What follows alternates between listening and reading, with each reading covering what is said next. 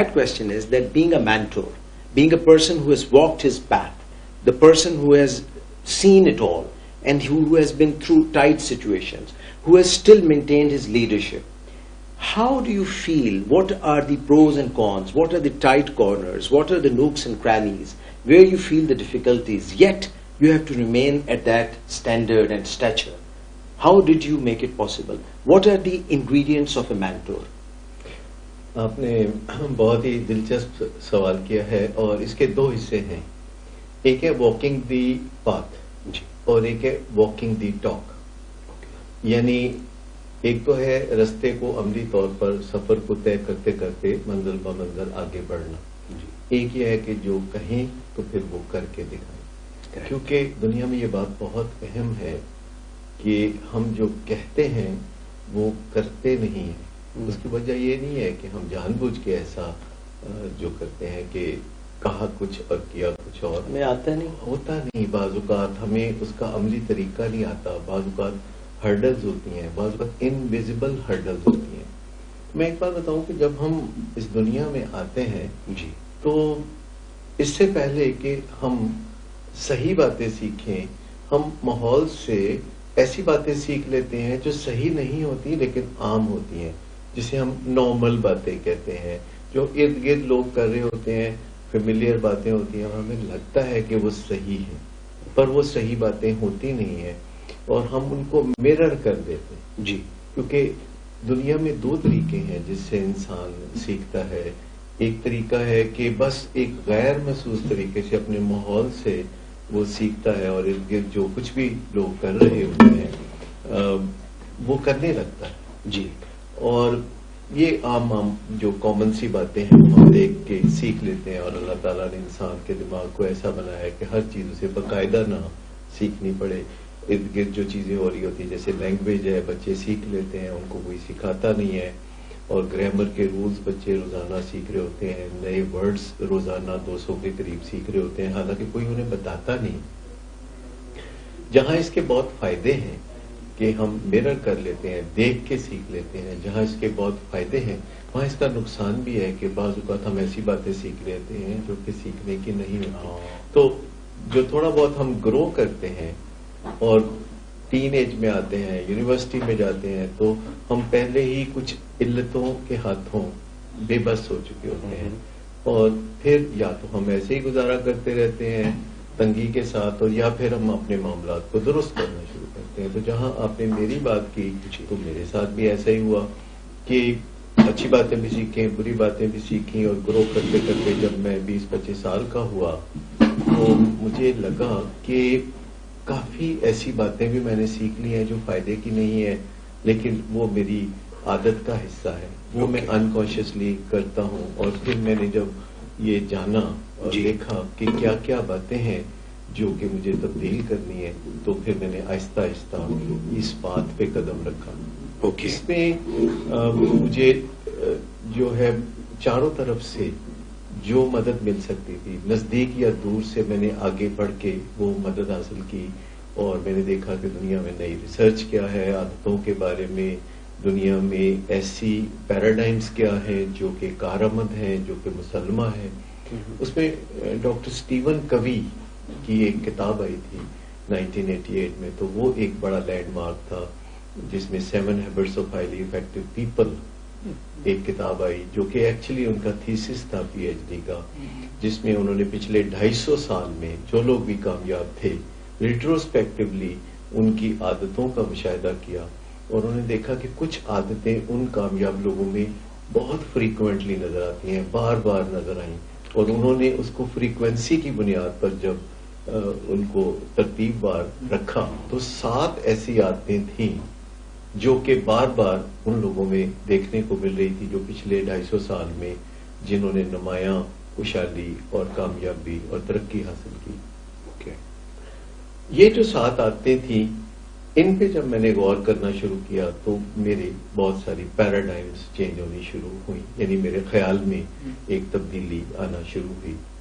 اور یہ درستی کا جو ایک عمل ہے یہ پھر ہر روز میری زندگی کا حصہ بنتا رہا, اور پھر میں نے اور بہت سارے مینٹورز ڈھونڈے، اور دنیا بھر میں جہاں کہیں نزدیک یا دور، وہ کہتے ہیں نا کہ جو دنائی کی بات ہے وہ مومن کی گمشدہ متاع ہے. تو میں نے یہ نہیں دیکھا کون کہتا ہے، میں نے یہ دیکھا کہ کون معقول بات کر رہا ہے، کون ایویڈنس کے ساتھ بات کر رہا ہے. اسی طرح پھر وائٹل سمارٹس کی ٹریننگ جب میں لینے گیا 1995 میں پہلی دفعہ،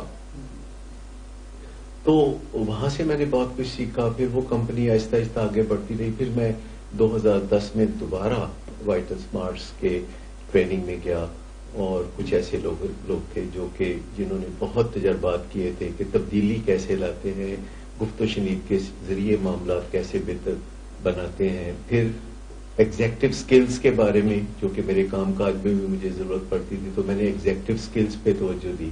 جی.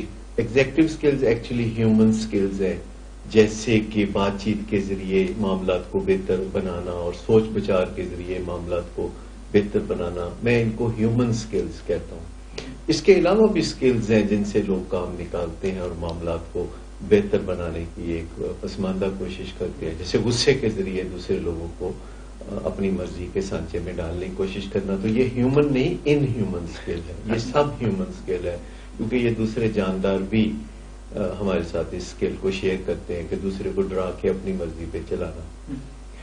یہ جو سب ہیومن سکلز ہیں، اس میں باڈی لینگویج کا استعمال بھی شامل ہے، اس میں غرانا بھی شامل ہے، اس میں ٹون آف وائس بھی شامل ہے، جس سے کہ ہم دوسروں کو انٹیمیڈیٹ کر سکتے ہیں. تو میں نے سکلز کو پھر دو حصوں میں بانٹ دیا. میں نے بہت ساری ان ہیومن سکل سیکھی ہوئی تھی. میں غصے کا بڑا سخت تھا، تو آہستہ آہستہ میں نے اپنے غصے سے نجات حاصل کرنا شروع کی. اس بات کو چلتے چلتے مجھے سمجھ آئی کہ غصہ ایک شارٹ کٹ ہے جو ہم ڈھونڈ لیتے ہیں اور اس سے ہم یہ کام چلاتے ہیں. پھر دوسروں کو تذلیل کرنا، دوسروں کو دبا کے رکھنا، دوسروں کو، یعنی جسے پنجابی زبان میں کہتے ہیں بستی سے کام چلانا. بستی ایک بہت بڑا بستی پروگرام، بستی پروگرام جو ہے. لیکن یہ سب ان ہیومن ہے، چاہے کوئی بھی کرے کسی کے ساتھ. تو ہمیں ایک تفریق کر لینی چاہیے کہ کون سی سکلز ہے جو پیورلی ہیومن بینگ کی ڈومین میں آتی ہے، جو کہ دوسرے جاندار نہیں کر سکتے، اور کون سی ایسی سکلز ہیں جو کہ انسان بھی کر سکتے ہیں اور دوسرے جاندار بھی کر سکتے ہیں. یعنی وہ یہ سکلز بھی اپنی جگہ موجود ہیں، لیکن اگر ہم کانشیسلی یہ سمجھ لیں کہ ہیومن سکلز یہ الگ ہیں اور سب ہیومن سکلز الگ ہیں. ہیومن سکلز ہے سوچ وچار کرنا اور بات کرنا، اور جو سب ہیومن سکلز ہیں اس میں ہے زور زبردستی کرنا، دینگا مشتی کرنا، غصہ کرنا، مار پٹائی کرنا، خون خرابہ کرنا، اور ڈرا کے اپنے مطلب کی طرف لوگوں کو لانا، جس میں بعض اوقات فوری طور پر مسئلہ حل بھی ہو جاتا ہے، لیکن ان دی لانگ رن اس کی کاسٹ بہت زیادہ ہوتی ہے. لیکن یہ جو ہیومن سکلز ہیں، جو کہ 12 ہیومن سکلز ہیں جو آہستہ آہستہ جن پہ میں نے کام کیا ہے، اور ان 12 سکلز کے پیچھے بھی وہ 7 habits of highly effective people بھی ہے، اور یہ ایک بڑا مزیدار جرنی ہے اور جو لمحہ بلمحہ چلتا ہے. پھر مجھے چند سال پہلے یہ بڑا ادراک ہوا کہ اپنی صحت کا خیال رکھنا چاہیے، تو میں نے اپنی صحت پہ فوکس کرنا شروع کیا، پرائرٹی بنائی کہ سب سے پہلے اپنی جسمانی صحت کے اوپر توجہ دینی ہے. تو مجھے بہت جلد احساس ہوا کہ جتنی میری توقع تھی نتائج تو اس سے بہت زیادہ بہتر نکلے. پھر 2 سال پہلے میں نے بہت کلیئر فوکس کے ساتھ یہ سوچنا شروع کیا کہ مجھے اپنی ذہنی صحت کا بھی خیال رکھنا چاہیے. بس ہر لگتا تھا کہ ذہنی صحت تو بالکل ٹھیک ٹھاک ہے، لیکن پھر جب میں نے زیادہ غور و فکر کیا تو مجھے بہت سا کرنے کا کام، رفع گیری کا بہت سا کام نظر آیا، بہت سی بہتری ہوئی. عموماً ٹیبو سمجھا جاتا ہے ذہنی صحت. جب ہم کسی سے بات کرتے ہیں جی آپ کیا حال ہے آپ کا، تو کہتے ہیں بہت اچھا ہے. بولے کہ کیسی فیلنگز ہے، تو کہتے ہیں جی الحمدللہ بالکل ٹھیک ٹھاک ہے. لیکن اندر ڈیپ ڈاؤن ہر شخص جو ہے کسی نہ کسی دکھ سے پریشان ہوتا ہے، اور اس کو اپنی ذہنی صحت کے ہاتھوں کچھ مسائل ہوتے ہیں. انگزائٹی کبھی آتی ہے، کبھی ڈپریشن آتی ہے، جذبات بڑھ کے رہتے ہیں، بیچ میں منطق کے بیچ میں جذبات آ جاتے ہیں. اور زندگی کے جو مختلف شعبے ہیں، جیسے گھر کا شعبہ اور کاروبار یا کام کاج کا شعبہ، اس کے درمیان بہت سارے معاملات ہوتے ہیں جن سے لہو بہتا ہے اور ہمیں تکلیف دیتا ہے. تو ہم پھر کبھی ادھر کام چلاتے ہیں، کبھی ادھر کام چلاتے ہیں، لیکن ایسا لگتا ہے کہ جیسے 24 گھنٹے کا دن بالکل کافی نہیں ہے اور یہ 36 گھنٹے کا ہونا چاہیے. تو ایک حیرت انگیز انکشاف یہ بھی مجھ پر ہوا کہ یہ جو ٹیکنالوجی ہے یہ اگرچہ ہماری بہت مدد کرتی ہے، لیکن جتنی یہ مدد کرتی ہے یہ ہمارے لیے اور کام بھی بہت پیدا کرتی ہے. یہ جتنی تیزی سے ہمارے مسائل حل کرتی ہے اتنی ہی تیزی کے ساتھ یہ نئے کام ہمارے لیے تیار کر کے تھنگس ٹو ڈو جو ہے وہ سامنے رکھتی ہے. کسی نے ہمیں ٹیلی فون کر کے تو 1 منٹ میں کوئی کام کہہ دیا. اب ٹیلی فون نہ ہوتا تو پھر جب وہ ملتا، جب وہ خط لکھتا تو تب وہ یہ کام کہتا. کسی کو گلا شکوہ ہوا تو اس نے فوراً وہ گلا شکوہ جو ہے ایک SMS کی شکل میں بھیج دیا اور آپ کو پٹری سے اتار دیا. پہلے ہوتا اگر وہ ملتا تو غصہ ٹھنڈا ہو چکا ہوتا، ہو سکتا ہے وہ گلا شکوہ کرتا ہی نہ. تو ان ساری چیزوں کو جو میں پچھلے 50 سال سے دیکھ رہا ہوں کہ ٹیکنالوجی بڑی ایڈوانس ہوئی ہے.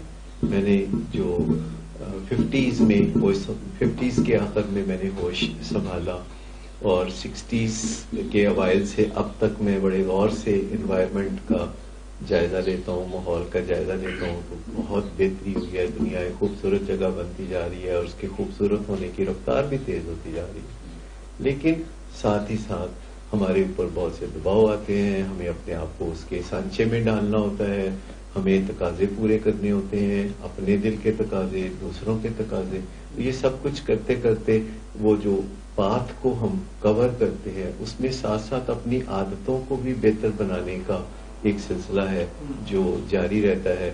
اور عادتیں انسان کو بہت بے بس اور مجبور کرتی ہیں اور خالی ول پاور اس کے لیے کافی نہیں ہوتی. میں نے یہ ڈسکور کیا. جی. اس کے لیے ہمیں ایک اور قابلیت چاہیے جسے ایجنسی کہتے ہیں. ایجنسی ایک ایسی قابلیت ہے جو ہمیں اپنے دل کے تقاضے پورے کرنے میں مدد دیتی ہے اور دوسرے لوگوں سے جو ہم وعدے کرتے ہیں یہ اس میں بھی مدد دیتی ہے. سو جب ہم چاہتے ہیں کہ اپنی بات کو عملی شکل دیں، when we want to walk our talk، تو اس میں ایجنسی صحیح معنوں میں مددگار ہوتی ہے. یہ یا یوں سمجھے کہ ویلیو ایڈڈ ول پاور ہے جس میں بہت سی چیزیں جب ول پاور کو سہارا دیے رکھتی ہیں اور اسے گرنے نہیں دیتی تو اس کو پھر ایجنسی کہتے ہیں. اس میں دوسرے لوگوں کا تعاون بھی شامل ہے، اس میں سکلز بھی شامل ہے، اس میں کوئی گرو جس سے آپ فی الفور رابطہ کر کے بات کر لیں اور کوئی ایسا سولوشن پوچھ لیں جو اس کے تجربے میں گزرا ہو. پھر اس میں ایک سکل ہے کہ نفع نقصان کو دیکھتے رہنا، فیوچر میں جھانکنا بھی ایک اہم سکل ہے.